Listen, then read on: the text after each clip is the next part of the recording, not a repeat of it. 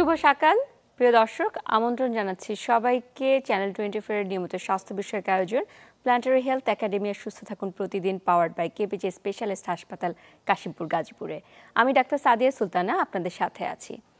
দর্শক, আজকে আমরা কথা বলতে যাচ্ছি এমন একটি বিষয় নিয়ে যা আসে নীরবে, কিন্তু সঠিক সময়ে সঠিক চিকিৎসা না করলে তা হয়ে ওঠে প্রাণঘাতী। দর্শক, কথা বলতে যাচ্ছি সেপসিস একটি নীরব ঘাতক এই বিষয় নিয়ে। বিশ্ব স্বাস্থ্য সংস্থা বলছে প্রতি বছর 5 কোটিরও বেশি মানুষ আক্রান্ত হয় সেপসিস রোগে, যার মধ্যে 1 কোটিরও অধিক মানুষ মারাই যায় এই রোগে। আমাদের দেশেও এই চিত্রটি প্রায় কাছাকাছি। আমাদের দেশে যত রোগী হাসপাতালে ভর্তি হয় তার মধ্যে প্রায় অন্যতম প্রধান কারণ হিসাবে সেপসিস বিবেচিত হয়। আমরা আজকে এই বিষয় নিয়ে কথা বলতে যাচ্ছি এবং কথা বলতে আমাদের সাথে উপস্থিত আছেন দুজন প্রখ্যাত মেডিসিন বিশেষজ্ঞ। আমাদের সাথে আছেন স্টুডিওতে doctor Amal Krishna Pal, consultant internal medicine, KPG specialist হাসপাতাল কাশিমপুর গাজীপুর। এবং আমাদের সাথে আরেকজন অতিথি সংযুক্ত আছেন জুমে। আমাদের সাথে আছেন ডাক্তার ফারজানা হক শর্মী, সহযোগী অধ্যাপক internal medicine, Saint Louis university school of medicine, যুক্তরাষ্ট্র। দুজনকে স্বাগত জানাচ্ছি আমাদের অনুষ্ঠানে। ধন্যবাদ। দর্শক, আজকের বিষয় নিয়ে কিন্তু আপনারা যে কোনো প্রশ্ন করতে পারেন আমাদের স্ক্রলে দেওয়া নাম্বারটিতে কল করে। আমরা চলে যাচ্ছি আজকের মূল আলোচনায়। প্রথমেই ডক্টর অমল কৃষ্ণ পাল, আপনার থেকে একটু জানতে চাই, আমরা সেপসিস নিয়ে কথা বলতে চাচ্ছি, কিন্তু আমাদের সাধারণ দর্শক হয়তো বুঝতে পারবে না আমরা কোন রোগ নিয়ে কথা বলতে যাচ্ছি। তো প্রথমেই জানতে চাই রোগটির ব্যাপারে, রোগটি কি? আসলে ধন্যবাদ চ্যানেল 24 এর দর্শকদেরকে। আসলে সেপসিস ব্যাপারটা হলো এটি একটি সংক্রমণ, জীবাণুর সংক্রমণ। কিন্তু জীবাণু সংক্রমণ তো সবারই হয়, মাঝে মাঝে হয়, জ্বর হয়।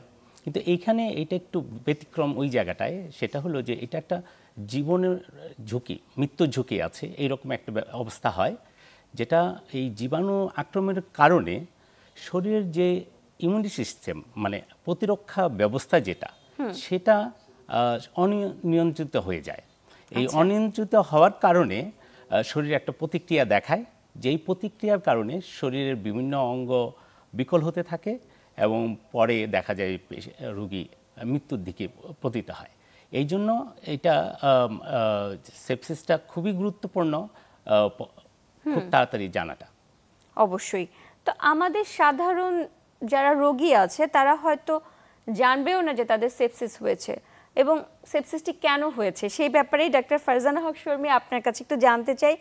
এই যে কারণ থাকে নিশ্চয়ই প্রতিটি রোগে, সেই ক্ষেত্রে সেপসিসের পিছনে মূল কি কি কারণ আছে, কেন সেপসিস হচ্ছে? অনেক ধন্যবাদ ডক্টর সাদিয়া, এটি খুবই গুরুত্বপূর্ণ একটি প্রশ্ন। এবং যেটা ডক্টর অমল কৃষ্ণ পাল বললেন যে অনেক সময় সেপসিসটা কিন্তু সাইলেন্ট থাকে। তা কি কি ইনফেকশনের কারণে সেপসিস হতে পারে? সহজভাবে যে কোনো ইনফেকশনের কারণে, কিন্তু কিছু কমন ইনফেকশন অন্যতম, যেমন প্রস্রাবের ইনফেকশন অথবা ইউরিনারি ইনফেকশন, ফুসফুসে ইনফেকশন অথবা নিউমোনিয়া। এই দুটো ছাড়াও অন্যান্য ইনফেকশনের কারণেও কিন্তু আপনার সেপসিস হতে পারে। এখন সেপসিসের লক্ষণগুলো অনেক সময় থাকে যে সাইলেন্ট, কোনোই লক্ষণ নাই। আবার অন্য সময় দেখা যায় যে রোগীর কিছু স্পেসিফিক উপসর্গ দেখা যায়, যেমন জ্বর, শ্বাসকষ্ট, অথবা হঠাৎ করে উল্টাপাল্টা কথা বলা। পরিবারের মানুষ বলতেছে যে মানুষটা হঠাৎ করে বদলে গেল, কি কারণ? তা যে কোনো ইনফেকশনের কারণেই কিন্তু আপনার সেপসিসটা হতে পারে। জি, ধন্যবাদ ডক্টর শর্মী। ডক্টর অমল কৃষ্ণ, আপনার কাছে একটু জানতে চাচ্ছি, এই যে ডক্টর শর্মী বলছেন যে বিভিন্ন কারণগুলো রয়েছে, কারণগুলোর ক্ষেত্রে দেখা যায় যে আমাদের দেশে বা আমাদের দেশের বাইরেও সারা বিশ্ব জুড়ে বিভিন্ন ধরনের সংক্রামক রোগ হয় এবং তার মধ্যে অন্যতম একটি প্রধান লক্ষণ থাকে জ্বর, এবং জ্বরের পিছনে বিভিন্ন ধরনের ঘটনা থাকে। প্রথমেই যে ব্যাপারটি একটু জানতে চাই, আমাদের দেশ বা সারা বিশ্বে কারা বেশি এই সেপসিসে পড়ার ঝুঁকিতে আছে? আচ্ছা, খুবই গুরুত্বপূর্ণ প্রশ্ন। সেপসিসের ঝুঁকিতে আমরা সবাই, তবে দুইটা বয়সে খুব বেশি হয়। যেটা হলো একদম কম বয়স, যেটা 6 মাসের নিচে, আর হলো 65 বছরের উপরে। এটা খুবই ইম্পর্টেন্ট যে এই বয়সটাতে আমাদের যে শরীরের যে প্রতিরক্ষা সিস্টেম, ইমিউন সিস্টেম, সেটা দুর্বল থাকে। আচ্ছা, এইটা থাকার কারণে এই যখনই সংক্রমণ হয় যেটা বললাম যে একটা অনিয়ন্ত্রিত যে প্রক্রিয়া চলে সেই প্রক্রিয়াতে শরীর ঝুঁকিতে চলে যায়। এছাড়া অন্যান্য ব্যাপারটা থাকে যে যেমন এই বয়সটাতে বিশেষ করে বয়স যারা 65 উপরে বা এরকম হয় তাদের ক্ষেত্রে বিভিন্ন ধরনের মানে যাদের লং টার্ম ডিজিজ যেটা আমরা বলি যে ক্রনিক ডিজিজ সেটা আপনার বেশি থাকে। যেমন অনেকেরই থাকে ডায়াবেটিস থাকে, প্রেশার থাকে, সিওপিডি থাকে, এই ধরনের শ্বাসতন্ত্রের সমস্যা থাকে, কিডনির সমস্যা থাকে। এই যেই কারণে এই যখনই সংক্রমণ ঘটে রোগীরা সেই রোগীগুলো এই অনিয়ন্ত্রিত আপনার প্রক্রিয়াটা ঘটে, যার ফলে সেপসিস রোগীকে কাহিল করে দেয়। আচ্ছা, আপনি বলছিলেন যে বিভিন্ন ধরনের রোগের মধ্যে আছে, তো আমরা তো দেখি যে এই রোগগুলো ইদানিং একটু কম বয়সীদের মধ্যেও দেখা যাচ্ছে। উচ্চ রক্তচাপের রোগী পাওয়া যাচ্ছে যারা কেউ 30 বা 40, আবার ডায়াবেটিসও দেখা যাচ্ছে একটু আগের তুলনায় অল্প বয়সীদের হচ্ছে। তারা কি ঝুঁকিতে পড়ে যায় কিনা? হ্যাঁ, তারাও ঝুঁকিতে পড়ে। একই কথা, যাদের এই রোগটা, এই যেগুলো ক্রনিক ডিজিজ যেগুলো আছে, দীর্ঘ সময়ের রোগগুলো যাদের মধ্যেই থাকবে তারা ঝুঁকিতে পড়বেই। তাছাড়া বয়স্ক রোগীদের তো আলাদাভাবে বললাম যে ওদের হয়, এবং অল্প বয়সীদেরও হয় যাদের। আচ্ছা, আমাদের যারা শিশুরা রয়েছে তাদের ক্ষেত্রে এই ঝুঁকিটা কীরকম? হ্যাঁ, শিশুরাও, বিশেষ করে একদমই কম বয়স যারা বললাম যে 6 মাসের নিচে যারা, তারা তো পড়েই। এছাড়াও যাদের ধরেন জন্মগতভাবে ইমিউন ডিফিসিয়েন্সি, মানে যে প্রতিরক্ষা সিস্টেম যেটা, সেটা যদি দুর্বল থাকে, ধরেন রোগীর প্রাইমারি ইমিউন ডিফিসিয়েন্সি কোনো রোগ হলো, অথবা যে বাচ্চাগুলো আপনার যেমন সিলিয়াক ডিজিজ রোগ হলো, বা বিভিন্ন ধরনের ক্রনিক যে ডিজিজ যদি থাকে, এই বাচ্চাদের ক্ষেত্রেও একই ঘটনা ঘটবে। আচ্ছা, তার মানে তো বলা যায় যে সবাই ঝুঁকিতে আছে, কিন্তু যারা বাচ্চা এবং যারা বয়স্ক তাদের ঝুঁকিটা একটু বেশি। ডক্টর ফারজানা হক, আপনার কাছে একটু জানতে চাচ্ছি, আপনি বলেছিলেন যে ইনফেকশন বিভিন্ন জায়গায় বিভিন্ন অঙ্গে যখন হয় তখন এখান থেকে সেপসিস হওয়ার সম্ভাবনা বেশি বা ঝুঁকিটি একটু বেশি। তো একটি প্রশ্ন তো থেকেই যায় যে এটি কি সংক্রামক রোগ কিনা, এবং বিভিন্ন ধরনের যে সংক্রামক রোগ বলতে আমরা যা বুঝি সেটি কি এর মধ্যে পড়ছে কিনা, এবং তার সাথে একটু জানতে চাই যে আক্রান্ত যে রোগী আছে সে কি এই সংক্রমণ অন্যদের মধ্যে ছড়াতে পারে কিনা। আপনার সেপসিসটা কিন্তু বিভিন্ন ধরনের ইনফেকশন দিয়ে হতে পারে, যেমন ব্যাকটেরিয়া, ভাইরাস, ইভেন ফাঙ্গাস। যখন এই সেপসিসটা আপনার কোনো সংক্রামক ব্যাকটেরিয়া অথবা ভাইরাস দিয়ে হচ্ছে, যেমন ফ্লু দিয়ে হলো, তখন যদি এই রোগীটা সেপসিস হয় ফ্লু দিয়ে, তখন কিন্তু সে সংক্রামক। ভার্সাস রোগীটার আপনার যেমন ধরেন ব্লাডের মধ্যে ইনফেকশন, সেটা হয়তো বা বাতাসে ছড়াবে না, বা রোগীকে যদি আমরা স্পর্শ করি তখন ছড়াবে না, তখন কিন্তু সেপসিসটা আবার সংক্রামক হবে না। তো সুতরাং আপনার ডিপেন্ড করে সেপসিসের কারণটা কি, এবং সেপসিস মানে যে আপনার সবসময় রক্তের ইনফেকশন তা না, তা ডিপেন্ড করবে কি কারণে হয়েছে, তার উপরে আপনার এর ইনফেকশনের ঝুঁকিটা বহন করবে। জি, তো এটি কি একজন আক্রান্ত রোগী অন্যদের মধ্যে ছড়াতে পারে কিনা?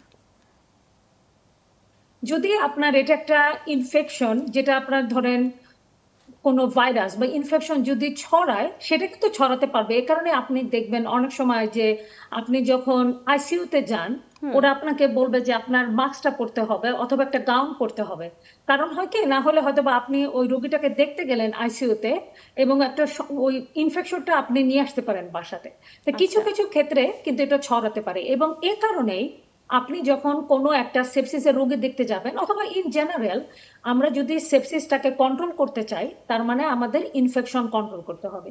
এবং তার জন্য হ্যান্ড হাইজিন, বা যে কোনো সময় আমাদের হাতটা ধুয়ে রাখা, কোনো কিছু খাওয়ার আগে খাওয়ার পরে হাতটা ধুয়ে রাখাটা, হ্যান্ড হাইজিনটা কিন্তু এই ইনফেকশনটা কন্ট্রোল করতে খুবই খুবই গুরুত্বপূর্ণ।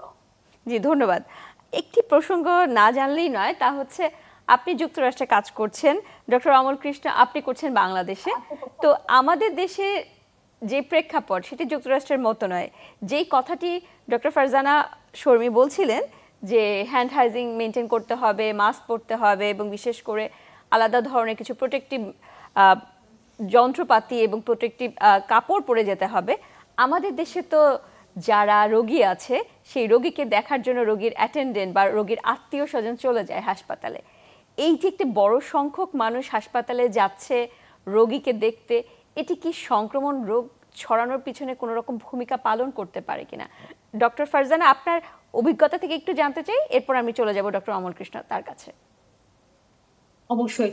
প্রথমে আমি বলবো, আপনার অনেক রিসার্চে দেখা গেছে যে রোগী যখন রোগীর আত্মীয় স্বজন দেখতে আসে সেটা কিন্তু রোগীর আউটকামের জন্য ভালো, কিন্তু এখানে আমাদের সবারই সেফটিটা দেখতে হবে। আমার রোগীরও সেফটিটা দেখতে হবে, রোগীর আত্মীয় স্বজন যখন আসতেছে তারও সেফটিটা দেখতে হবে, এবং তার কারণে আপনার যে প্রোটেক্টিভ ইকুইপমেন্টটা সেটা খুব দরকার, এবং সচেতনতাটা দরকার যে হ্যাঁ আমি আমার রোগীকে দেখতে চাচ্ছি, আমি আবার যাতে রোগী না হয়ে যাই সেটা খুব ইম্পর্টেন্ট।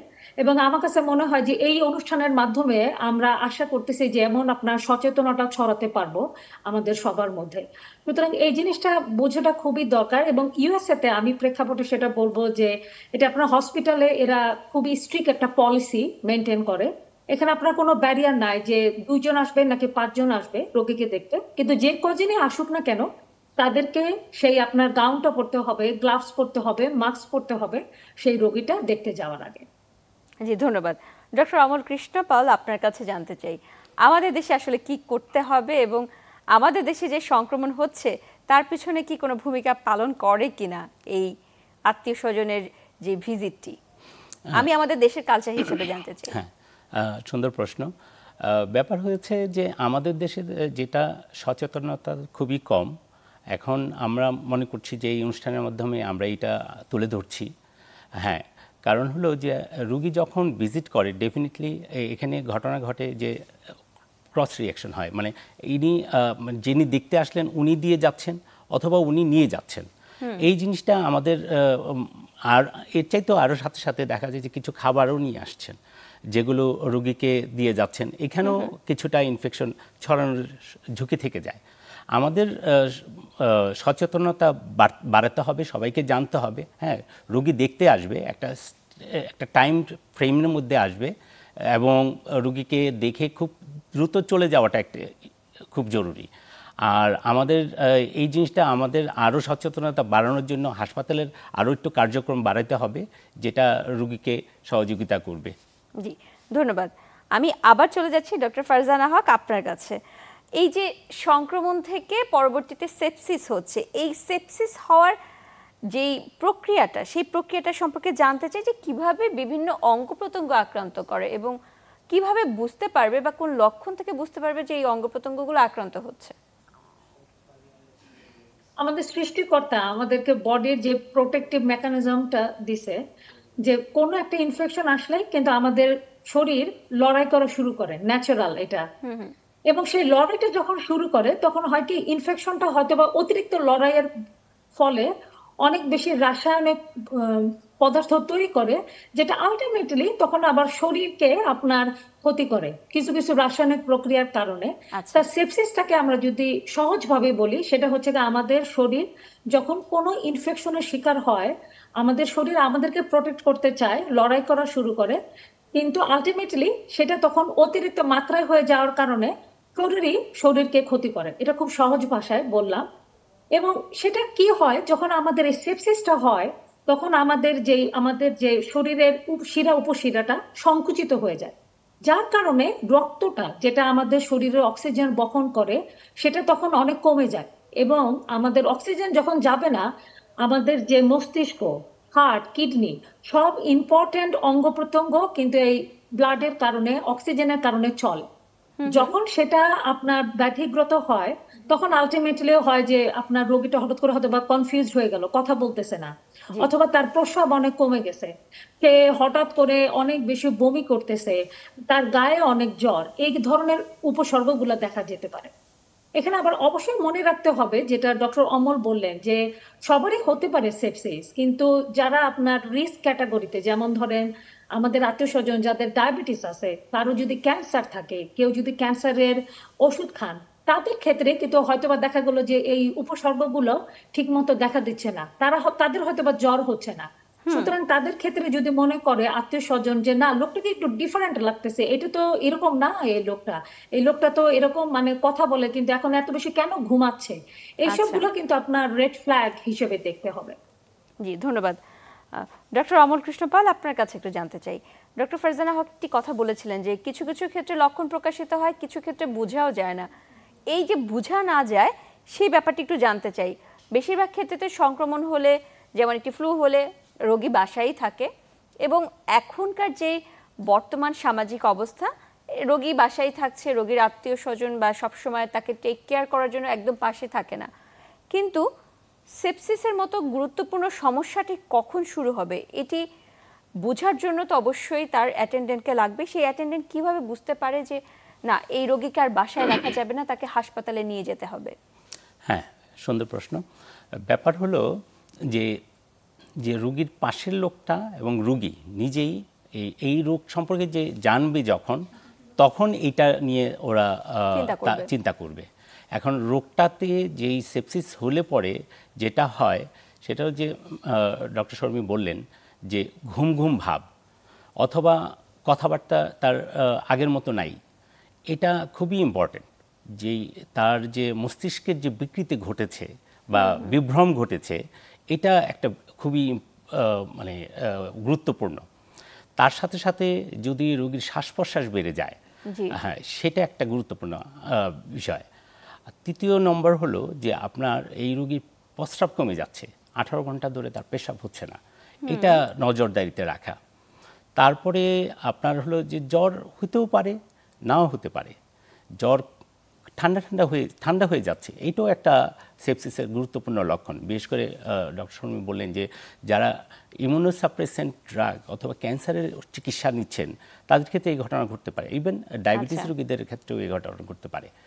তাছাড়া আপনার প্রেশার কমে যাওয়া, যদি কোনোভাবে কেউ প্রেশার দেখে, যারা দেখবে যে প্রেশারটা 90-এর কাছাকাছি বা তার নিচে নেমে গেছে, এই ধরনের যদি পাওয়া যায় তাহলে অবশ্যই তাকে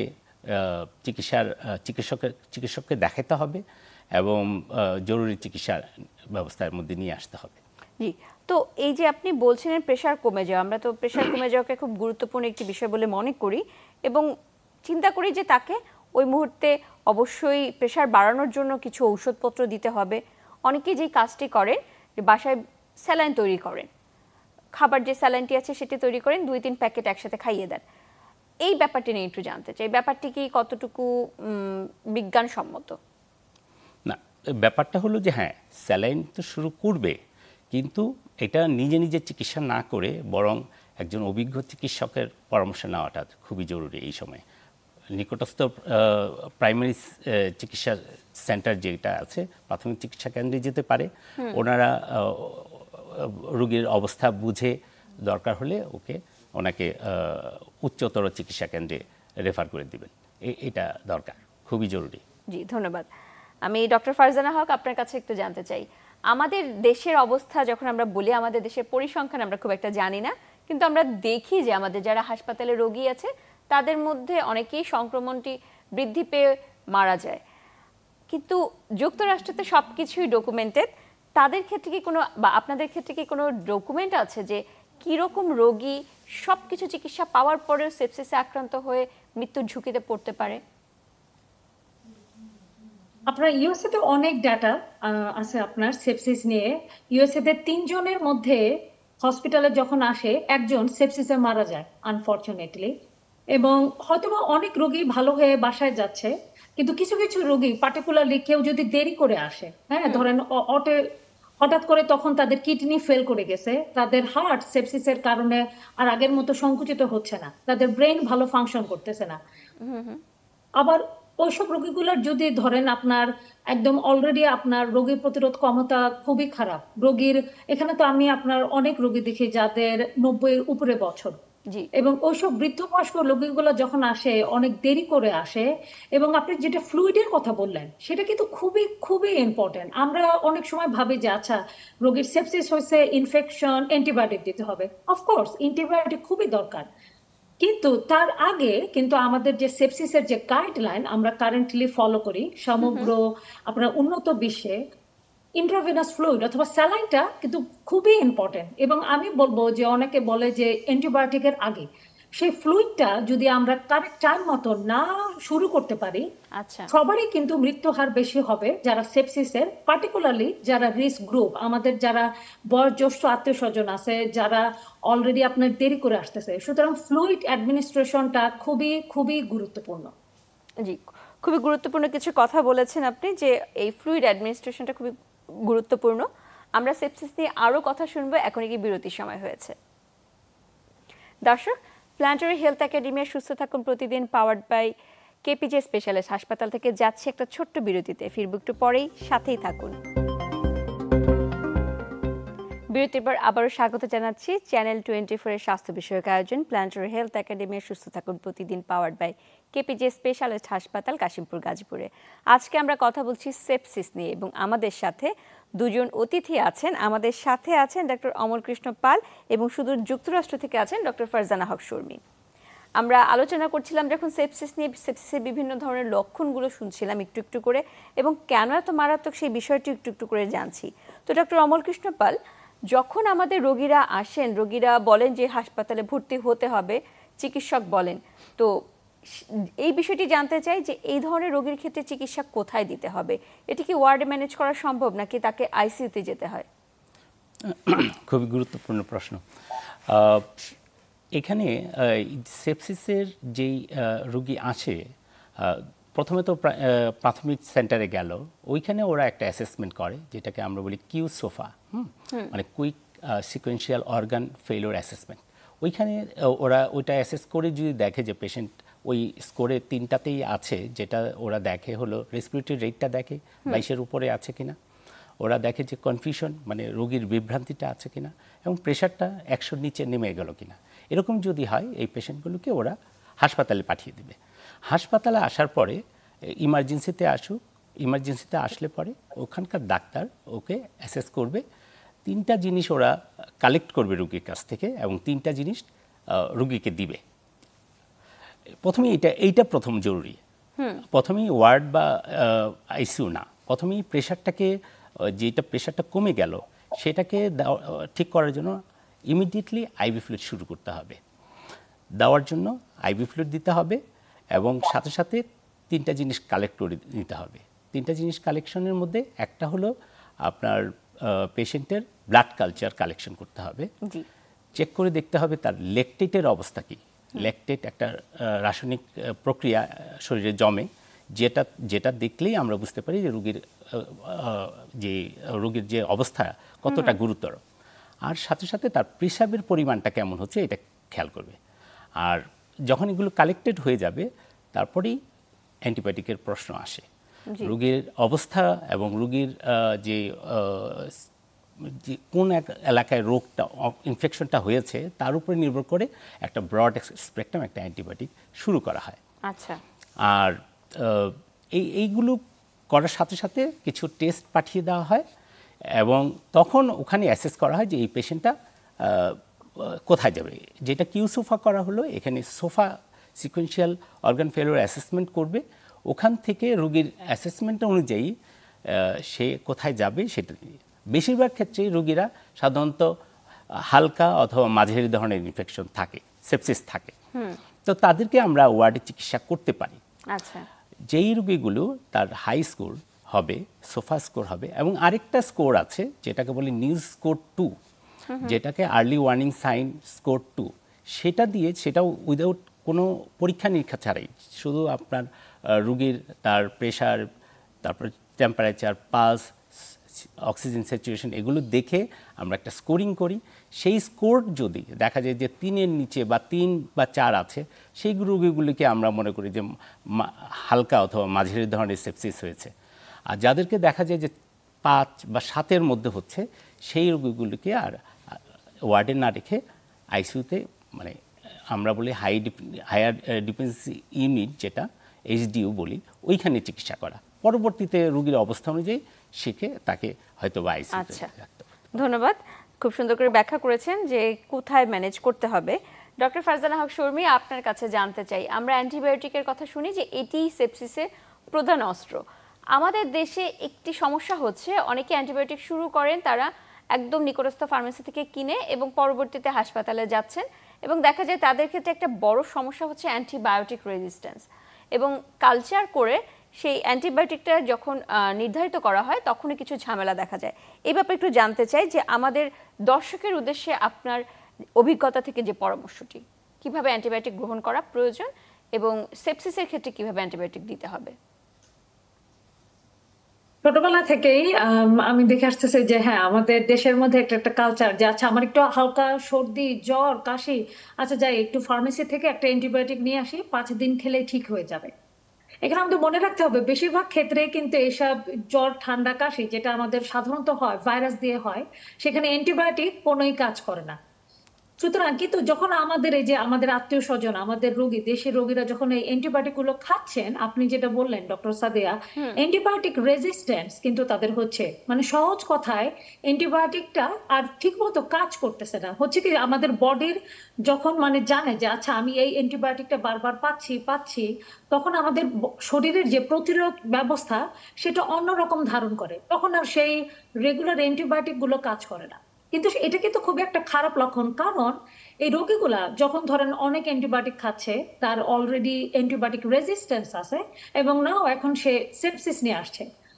একটা যে অ্যান্টিবায়োটিক যেটা হয়তো বা অন্য লোকের ক্ষেত্রে খুব ভালোভাবে কাজ করবে, যার কোনো অ্যান্টিবায়োটিক রেজিস্ট্যান্স নাই, তার ক্ষেত্রে কিন্তু এই অ্যান্টিবায়োটিকটা আর তখন কাজ করবে না। জি, তখন কি হচ্ছে, তখন আমাদের অনেক বেশি অ্যাগ্রেসিভ বা স্ট্রং অ্যান্টিবায়োটিক দিতে হবে, যেটা হয়তোবা তখন দেখা যাবে যে না, এগেইন অ্যান্টিবায়োটিক রেজিস্ট্যান্সের কারণে কাজ করছে না, হয়তোবা সেটা আমাদের দেশে পাওয়া যাচ্ছে না, সেটা হয়তোবা খুবই এক্সপেন্সিভ, অনেক বেশি দামি।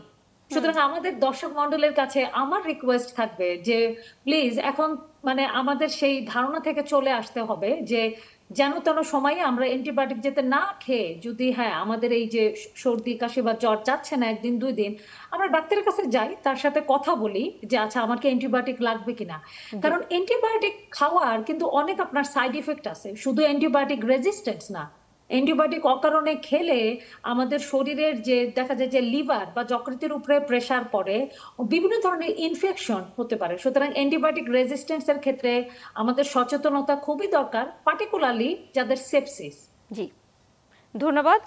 আমরা কথা বলতে বলতে একদম অনুষ্ঠানের শেষ পর্যায়ে চলে এসেছি। বিদায়ের আগে ডক্টর অমল কৃষ্ণ পাল, আপনার থেকে আমাদের দর্শকের উদ্দেশ্যে একটু পরামর্শ শুনতে চাই, কিভাবে এই সেপসিস থেকে প্রতিরোধ করা যায়। ধন্যবাদ। আসলে প্রতিরোধের জন্য প্রথমত জরুরি সচেতনতা, যেটা বারবার বলা হলো যে এই রোগ সম্পর্কে জানতে হবে, রোগের কখন চিকিৎসায় যেতে হবে সেটা জানতে হবে। দ্বিতীয় হলো স্বাস্থ্যবিধি এবং স্বাস্থ্যকর চলাফেরা করা, নিয়মিত হাত ওয়াশ, এটা খুবই ডক্টর শর্মী বলেছিলেন যে নিয়মিত কিছু খাওয়ার আগে বা কিছু করার আগে হাত ওয়াশ করা, এটা খুবই জরুরি। এবং টিকা নেওয়া, এখন বাচ্চাদের তো টিকা দিচ্ছি আমরা, কিন্তু বড়দেরও টিকা শুরু করা হচ্ছে। এখন সারা দুনিয়াতে টিকা শুরু হয়েছে, আমরাও শুরু করেছি এখানে, কিন্তু প্রপারলি মানে যথেষ্ট পরিমাণ হচ্ছে না। টিকাটা নেওয়াটা দরকার প্রত্যেকেরই, কমপক্ষে বছরে বছরে ইনফ্লুয়েঞ্জা টিকা, নিউমোনিয়ার টিকা এবং হ্যাপাটাইটিসের টিকা নিতে হবে। এবং নিয়মিত এক্সারসাইজ এবং খাওয়া দাওয়াগুলো সব ঠিক রাখতে হবে। জি, ধন্যবাদ আপনাদের দুজনকে, অসংখ্য ধন্যবাদ আপনাদের মূল্যবান সময় থেকে আমাদেরকে সময় দেওয়ার জন্য। আপনাকে ধন্যবাদ, আপনার দর্শকদের অনেক ধন্যবাদ। দর্শক, আজকে এখানেই বিদায় নিতে হচ্ছে। সেপসিস থেকে প্রতিরোধের জন্য অবশ্যই সঠিক সময়ে সঠিক চিকিৎসা করতে হবে, তাহলেই কিন্তু বাঁচতে পারবে আপনার পরিবারের সদস্য। আজকে এখানেই বিদায় নিচ্ছি, ভালো থাকুন, সুস্থ থাকুন।